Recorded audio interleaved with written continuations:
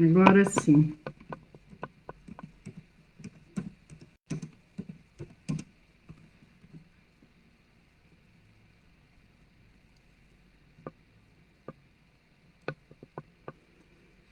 Vamos, como sempre fazemos, iniciar o nosso Evangelho, fazendo a nossa prece inicial, pedindo aos benfeitores amigos a proteção, as bênçãos e o amparo para mais este Evangelho no lar. Abençoa-nos, Mestre Jesus, que as tuas bênçãos sejam derramadas sobre cada irmão que nos ouve, que nos assiste. Abençoa-nos, Mestre Jesus, agora e sempre, especialmente aqueles irmãos que estão aflitos, sofrendo, desesperados. Olhar por cada um desses irmãos, de todos nós, ainda pequenos na evolução espiritual. Mestre amado, coloca nas nossas águas o medicamento invisível que nos trará o alívio para as nossas enfermidades, visíveis ou invisíveis. Abençoa-nos, Mestre Jesus, em mais este Evangelho no lar. Que assim seja. Hoje nós vamos falar um pouquinho, para quem gosta de nos acompanhar, no capítulo 10, no item 5, que nos fala reconciliar-se com seus adversários, e nos diz assim: reconcilia-te o mais cedo com teu adversário enquanto estás a caminho. Enquanto estás a caminho com ele, a fim de que teu adversário não te entregue ao juiz e que o juiz não te entregue ao ministro da justiça e que não sejas aprisionado. Eu te digo, em verdade, que não sairás de lá até que tenhas pago o último ceitil. Isso também está em Mateus, capítulo 5, versículos 25 e 26.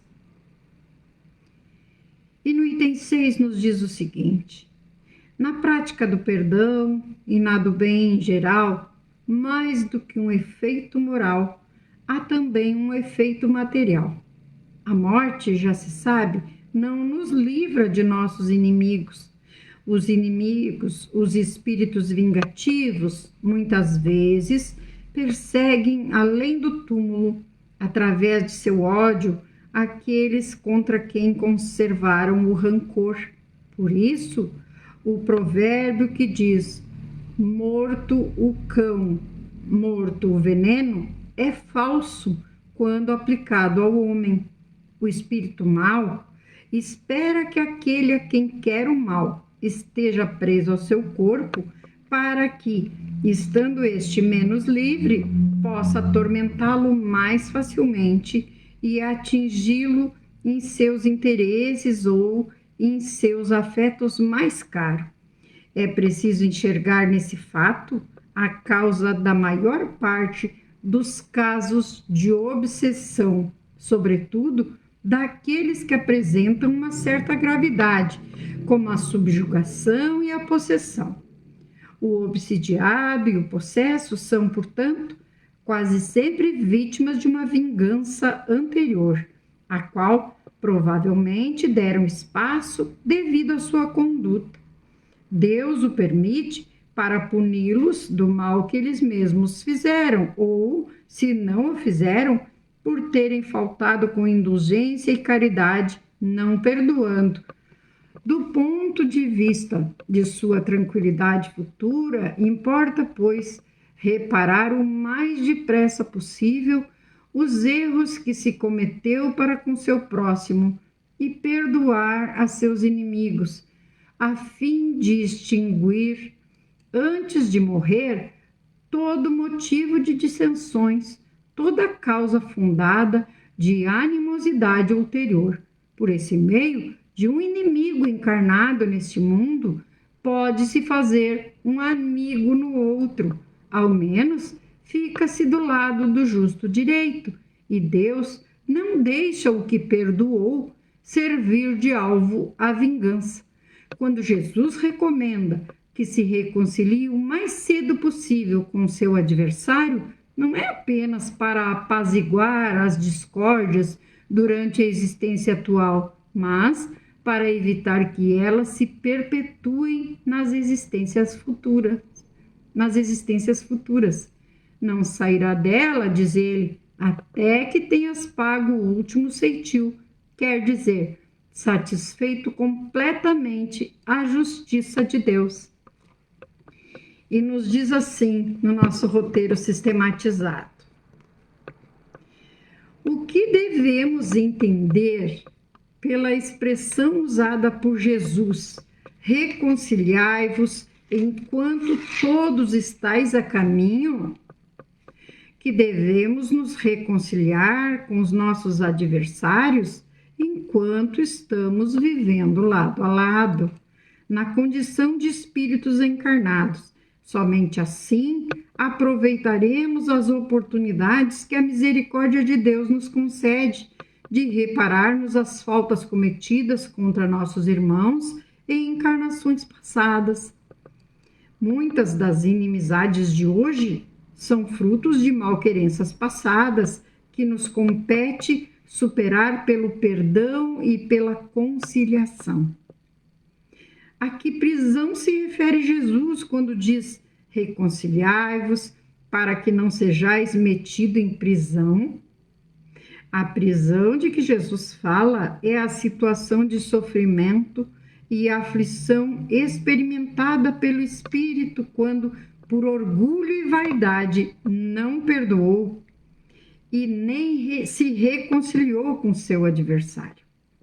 Somos os carcereiros de nossa própria prisão e a chave que nos liberta é o perdão, a conciliação com o nosso adversário.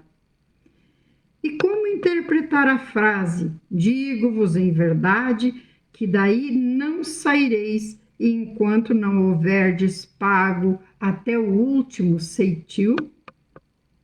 Que seremos libertados da prisão que nós mesmos criamos pelo orgulho e pela vaidade, quando houvermos perdoado o nosso inimigo e reparado todos os males que lhe causamos. A justiça divina estabelece que toda falta seja reparada. Portanto, só estaremos realmente livres quando a menor dívida contraída para com o próximo for resgatada. Muitas vezes, por nos julgarmos vítimas de determinadas situações, nós agravamos, ao invés de perdoarmos o nosso irmão de caminhada, porque também erramos, e aqui diz: pelo nosso orgulho e vaidade nos vitimizamos e fazemos virar. De vítimas passamos a algozes. E aí perdemos todo o mérito. Começamos com as maledicências, começamos com as intrigas, ao invés de procurar o adversário, como disse Jesus, e nos reconciliarmos. Nós fazemos justamente o contrário. Lemos uma coisa no Evangelho e praticamos outra bem diferente. Não é assim? Então é por isso que estamos nos alertando. Precisamos olhar para dentro de nós e ver o que estamos fazendo. E aí nos diz aqui que essa prisão somos nós mesmos que criamos. A morte nos livra dos nossos inimigos? Não nos livra. Os espíritos vingativos perseguem muitas vezes com seu ódio no além-túmulo aqueles contra os quais guardam rancor. O provérbio, morto animal, morto veneno, torna-se falso quando aplicado ao homem. Porque muitas vezes dizemos: eu perdoei. Não perdoamos nada, porque as nossas atitudes confirmam o contrário. Então, o nosso perdão tem que ser verdadeiro. O perdão verdadeiro, ele passa por cima. O perdão falso, não. Podemos até estar sorrindo junto com a pessoa, mas estamos sendo falsos. Hipócritas, né? Como diz aqui, tudo causado pela nossa vaidade, pelo nosso orgulho. E como age o espírito mal para com o inimigo encarnado? O espírito mal espera que o outro a quem ele quer mal esteja preso ao seu corpo e assim menos livre para mais facilmente o atormentar, ferir em seus interesses ou nas suas mais caras afeições. O obsediado e o possesso são, pois, quase sempre vítimas de uma vingança, cujo motivo se encontra em existências anteriores e a qual o que a sofre deu lugar pelo seu proceder. E por que permite Deus que tais vinganças ocorram? Para que a pessoa tenha ocasião de expiar o mal praticado ou de se reabilitar com relação às suas atitudes do passado, através das quais tenha faltado com a indulgência, a caridade e o perdão. Somos sempre julgados segundo nossas ações. Assim, experimentaremos sempre as situações boas ou más que houvermos propiciado aos outros. E como devemos tratar nossos adversários se quisermos assegurar a tranquilidade futura? Devemos reparar quanto antes os agravos que causamos ao próximo, perdoar os inimigos e reconciliarmos-nos com eles, a fim de que, antes que a morte nos chegue, estejam apagados quaisquer motivos de mágoa, rancor ou vinganças futuras. Então, se alguém nos magoou, nos feriu, vamos perdoar, vamos tentar estar com ele a sós, com esse nosso irmão a sós, como nos diz o Evangelho, como nos ensinou Jesus, e tentar nos reconciliar. Se o irmão não aceitou, um problema é entre ele e Deus, mas que no nosso coração não haja mágoa, não haja rancor. Se o irmão sair falando mal de nós, o problema é entre ele e Deus. Se os outros irmãos acreditaram nele, também é entre eles e Deus, não conosco. Que a gente, que de nossa parte, no nosso coração, haja sempre mais amor. Se algum irmão contestar, não tem problema. Até Jesus foi. Até de Jesus duvidaram, não vão duvidar de nós. Não é assim? É assim, todos nós. Um dia alguém errou conosco, outro dia nós erramos, e assim vamos indo. O importante é tentarmos a reconciliação, sempre. Não importa que o outro não queira. Repetimos, é entre ele e Deus, não entre nós. Então, que no nosso coração não haja essas partes escuras, esses sentimentos mesquinhos. E diz assim: o que acontece se, a despeito de nossa boa vontade, o adversário não aceita a reconciliação? Quando a dureza do adversário torna impossível a reconciliação, resta-nos pedir a Deus que lhe abrande o coração e nele confiar, certos de que fizemos nossa parte.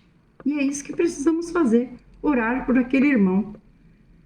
Estamos enfermos quando não perdoamos, estamos enfermos quando nos deixamos dominar pelo orgulho e pela vaidade.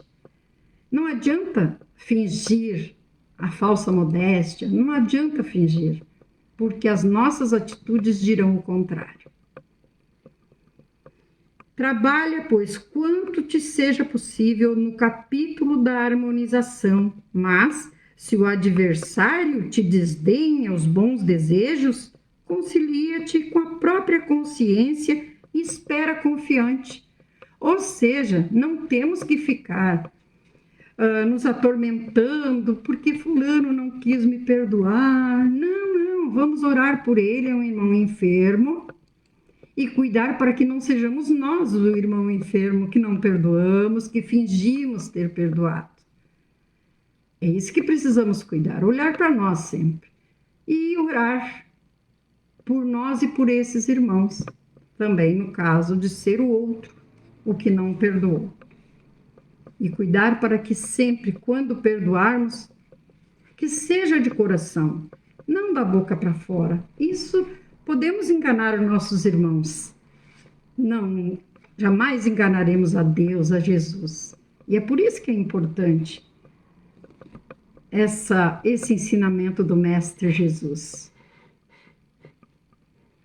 E diz assim: o sacrifício mais agradável a Deus.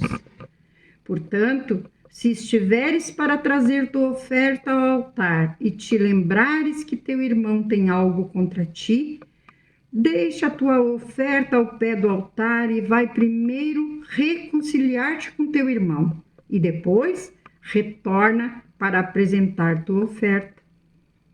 E aí, mais uma vez, Jesus batia na mesma tecla. Nós muitas vezes lemos e relemos o Evangelho, sabemos até na ponta da língua, mas não colocamos em prática. Então precisamos rever. Quando Jesus diz, vai reconciliar-te com teu irmão antes de apresentar tua oferenda no altar, ensina que o sacrifício mais agradável ao Senhor é o do próprio ressentimento. Pois antes de apresentar-se a Ele para ser perdoado, é preciso ter perdoado. E uma coisa importante, nós precisamos também não só perdoar os irmãos que falham conosco, mas nós precisamos nos perdoar também. Porque se não nos perdoamos, também estamos nos deixando levar pelo orgulho e pela vaidade, achando que nós não erramos. Nós erramos, sim, somos pequenos, não adianta. Não adianta querer ser grande, somos pequenos. Precisamos de perdão, precisamos perdoar, precisamos nos perdoar. Então, é muito importante isso. Então, pois antes de apresentar-se a Ele para ser perdoado, é preciso ter perdoado. E se tiver feito algum mal a um de seus irmãos, é preciso tê-lo reparado. Somente então a oferenda será aceita, porque virá de um coração puro de todo mau pensamento. Jesus materializa esse preceito, porque os judeus ofereciam sacrifícios materiais. Ele precisava conformar suas palavras aos costumes deles. O cristão não oferece dons materiais. Espiritualizou o sacrifício, mas com isso o preceito só ganha mais força. Ele oferece a alma a Deus e essa alma deve estar purificada. Entrando no templo do Senhor, deve deixar fora todo sentimento de ódio e de animosidade, todo mau pensamento contra seu irmão. Somente então sua prece será levada pelos anjos aos pés do Eterno. Eis o que Jesus ensina através dessas palavras: deixa a tua oferta ao pé do altar e primeiro vai reconciliar-te com teu irmão, se desejas ser agradável ao Senhor. Importante essa mensagem do Mestre, que possamos sempre, né? E diz assim o roteiro sistematizado: o que Jesus nos recomenda fazer antes de reverenciar a Deus com nossos atos de sacrifício? Ele recomenda que nos reconciliemos com o nosso irmão antes de efetivar qualquer tipo de sacrifício em reverência ao Pai. Reconciliai-vos com o vosso irmão antes de apresentar a Deus a vossa oferenda. Porque somente após reconciliar-se com seu irmão deve o homem apresentar a Deus sua oferenda? Porque o amor a Deus e ao próximo são inseparáveis e constituem um único mandamento, de tal modo que quem guarda rancor do próximo encontra-se irremediavelmente afastado de Deus. Então não adianta querermos dizer, afirmar que estamos agindo de conformidade se não estamos. Estamos enganando a quem? Só a nós mesmos. E diz assim no roteiro: deixai a vossa dádiva junto ao altar e de antes reconciliar-vos com vosso irmão. Depois, então, voltai a oferecê-la. E nos diz assim ainda o roteiro, no item referente ao item 8 desse capítulo 10. O que o homem faz do próprio... Qual o sacrifício mais agradável a Deus? O que o homem faz do próprio ressentimento ao se aproximar daquele a quem ofendeu ou por quem foi ofendido, num ato de humildade e amor. Antes de se apresentar a Deus para ser por ele perdoado, precisa o homem haver perdoado e reparado o agravo que tenha feito a qualquer de seus irmãos. E por que Jesus se refere sempre a oferendas? Porque quando de sua passagem na terra, era de costume entre os judeus oferecer bens materiais a Deus como forma de lhe demonstrar respeito e amor. Os judeus ofereciam sacrifícios materiais, cumpria-lhe conformar suas palavras aos usos ainda em voga. Em nossos dias, ainda oferecemos a Deus sacrifícios materiais? Não. Hoje oferecemos a Deus a nossa prece, nossos sentimentos, intenções, boas obras, nossa alma, enfim. Portanto, devemos nos libertar de qualquer pensamento de ódio ou mágoa em relação ao próximo. O cristão não oferece dons materiais, pois que espiritualizou o sacrifício. Ele oferece sua alma a Deus, e essa alma tem de estar purificada. E por que é tão difícil aproximarmos do nosso irmão em busca de reconciliação? Porque essa atitude exige renúncia, desprendimento, humildade, virtudes frontalmente contrárias ao egoísmo, orgulho e vaidade que ainda carregamos em nós. Então, quanto maior a nossa dificuldade de nos aproximarmos, maior o nosso orgulho, maior a dose, vamos dizer assim, de orgulho que ainda habita em nós. Orgulho, vaidade, egoísmo, tudo contrários à humildade. Sejamos a cada dia operários da harmonia e da concórdia, removendo desentendimentos, eliminando rancores e construindo a paz. É muito importante isso, queridos irmãos. Vemos todos os dias irmãos que vão para tudo que é rede social, fazem intrigas nos bastidores, sem ir procurar o irmão e se reconciliar a sós. Ainda criam mais inimizades, mais desavenças, mais conflitos. Saem envenenando. E como sempre, vamos para o Evangelho nos diz, vamos orar por nós e por esses irmãos que são enfermos. E se o nosso irmão estiver distante de nós, de sorte que não possamos nos aproximar dele, resta-nos pedir a Deus por ele, pela sua felicidade e bem-estar, pela sua paz e progresso, pois para a oração não existe distância. Sempre orar. A oração sempre, não importa. Só a incompreensão e o desamor separam os homens. A boa vontade e o amor os aproximam, a despeito das distâncias materiais. O fato de nos recolhermos em prece num templo religioso ou em outro lugar qualquer nos aproxima de Deus? Nem sempre. Não é o ato em si que nos aproxima de Deus, mas os sentimentos que carregamos no coração com relação ao nosso irmão. Entrando no templo do Senhor, o homem deve deixar de fora todo sentimento de ódio e de animosidade, todo mau pensamento contra seu irmão. Só então os anjos levarão sua prece aos pés do Eterno. Então, sempre Jesus nos esclarecendo, sempre o Evangelho trazendo os ensinamentos que nos ajudam a evoluir espiritualmente.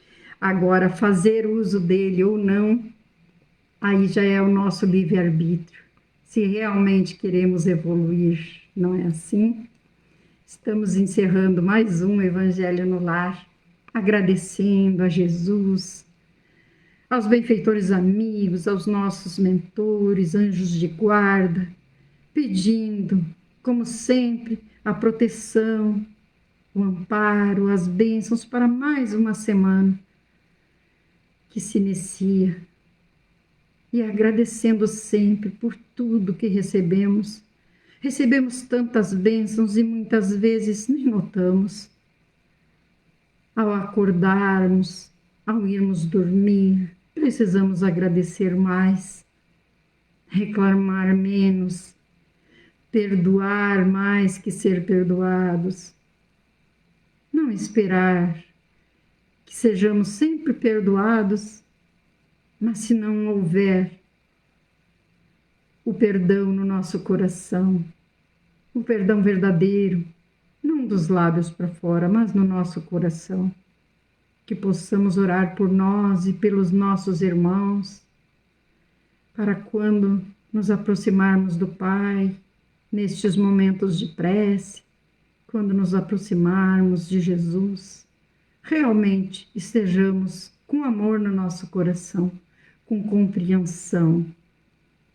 Obrigada, Mestre Jesus, muito obrigada. E que tuas bênçãos sejam derramadas sobre cada um de nós, sobre cada irmão que nos ouvir ou nos assistir, seja hoje ou seja qualquer outro dia e horário. Ilumina o ambiente em que cada um se encontrar. E que depois, todo aquele que nesse ambiente adentrar, sinta a tua luz, a tua humilde presença. Muito obrigada, Mestre. Abençoa cada um de nós, hoje e sempre. Até o próximo domingo, se Jesus permitir. Um beijo no coração.